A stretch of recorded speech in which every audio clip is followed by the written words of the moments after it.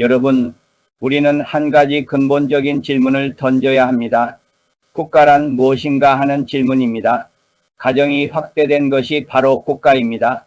가정이 작은 집이라면 국가는 큰 집입니다.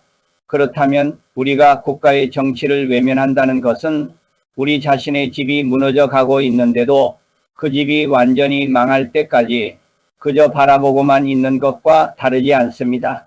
가정과 국가를 운영하는 이치는 본질적으로 같습니다. 가정 안에서 어른이 가족을 편가르고 집안을 그릇된 길로 이끈다면 철이든 가족이 나서서 바로잡는 것은 너무나 당연한 일입니다. 마찬가지로 나라가 잘못된 길로 가고 있다면 그것을 바로잡으려는 것은 국민의 당연한 도리입니다. 조선 말기 나라가 무너져 갈 때 그저 나라가 망하도록 내버려 두는 것이 옳은 일이었다면 동학봉기는 일어나지 않았을 것입니다. 동학의 1차 봉기는 정치와 사회혁명에 이었으며 2차 봉기는 나라를 지키는 민중봉기의 전쟁이 있었습니다. 그 시대의 나라의 안날을 걱정하며 새로운 길을 제시하려 했던 사람들의 행동은 자기 한 몸을 내어놓더라도 나라를 살리고 다음 세대가 더 나은 세상에서 살 수 있도록 하려는 사명자의 행동이었습니다. 그런데 오늘날 우리는 어떻습니까? 나라가 혼란 속에 있고 정치는 끊임없이 싸우고 있으며 사회는 깊이 분열되어 있습니다. 그런데도 종교인은 현실을 외면하고 도를 말하는 사람은 정치에 관심을 두지 말라고 합니다. 만약 종교가 현실과 관계없는 말만 하고 도를 말하는 사람이 현실을 외면한다면 그 종교와 도는 인간 사회에 아무 의미도 없게 될 것입니다. 진리를 안다고 말하는 사람이라면 먼저 시대의 고통의 답을 내놓을 수 있어야 합니다. 도를 깨달았다고 말하는 사람이라면 사람들이 겪는 현실의 문제를 해결할 길을 제시할 수 있어야 합니다.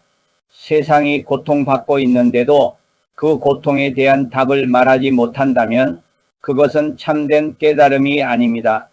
아는 것이 답을 낳지 못한다면 그것은 결국 모르는 것과 같습니다. 모르면서 안다고 말하는 것은 자기 자신을 속이는 것이며 동시에 세상까지 속이는 일입니다. 참된 깨달음은 말에 있는 것이 아니라 사람들이 더 나은 삶으로 나아갈 길을 보여주는 데 있습니다. 특히 이 시대에 도를 깨달았다고 말하는 사람이라면 현실의 정치를 바로 볼 수 있어야 합니다. 정치인만 탓하기 전에 왜 그런 정치가 반복되는지 그 구조와 원인을 먼저 살펴야 합니다. 지금까지 인류 사회는 서로 충돌하고 경쟁하는 상극의 질서 속에서 움직여 왔습니다. 그래서 정치도 싸움이 되었고 사회도 갈등 속에 머물러 왔습니다. 그러나 21세기의 인류는 이제 상생의 질서로 나아가야 합니다. 오늘날 정치가 끊임없이 싸움이 되는 이유도 정치인 개인의 성격 때문만이 아니라 정치를 움직이는 구조와 룰 때문일 때가 많습니다. 예를 들어 링 위에서 격투기를 하는 선수는 싸우기 위해 태어난 사람이 아닙니다. 그러나 그 링 위에 룰이 싸움을 요구하기 때문에 싸울 수밖에 없는 것입니다. 현실 정치도 마찬가지입니다. 정치가 끊임없이 싸움이 되는 이유도 그 정치의 판과 룰이 싸움을 만들고 있기 때문입니다. 그래서 이 시대의 진정한 깨달음을 말하는 사람이라면 사람을 비난하는 데서 멈출 것이 아니라 싸움을 낳는 판의 구조와 룰을 바꾸는 길을 인류에게 제시해야 합니다. 그래야 정치가 싸움의 장을 벗어나 상생의 길로 나아갈 수 있습니다.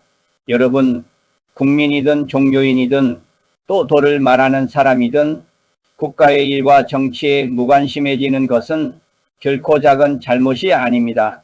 그것은 결국 우리 공동체의 미래를 스스로 포기하는 일과 다르지 않기 때문입니다. 이제 우리는 상극의 시대를 넘어 상생의 시대를 열어야 합니다. 그리고 그 길을 찾는 것이 바로 우리 시대의 책임입니다.